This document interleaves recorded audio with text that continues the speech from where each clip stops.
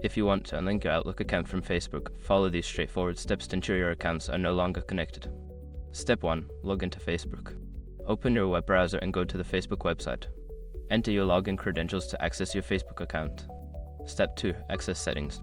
Once logged in, click on the downward arrow in the top right corner of the page. From the drop-down menu, select Settings and Privacy, then click on Settings. Step 3. Navigate to Apps and Websites. In the left sidebar of the Settings page, find and click on Apps and Websites. This section shows all the apps and websites linked to your Facebook account. Step 4. Find Outlook. Scroll through the list of connected apps and websites until you find Outlook. Click on it to view the details of the connection. Step 5. Remove Outlook. After selecting Outlook, you will see an option to remove or unlink. Click on this option and confirm your choice to unlink your Outlook account from Facebook. After completing these steps, your Outlook account will no longer be connected to Facebook. If you have any further questions or need assistance, feel free to reach out for help.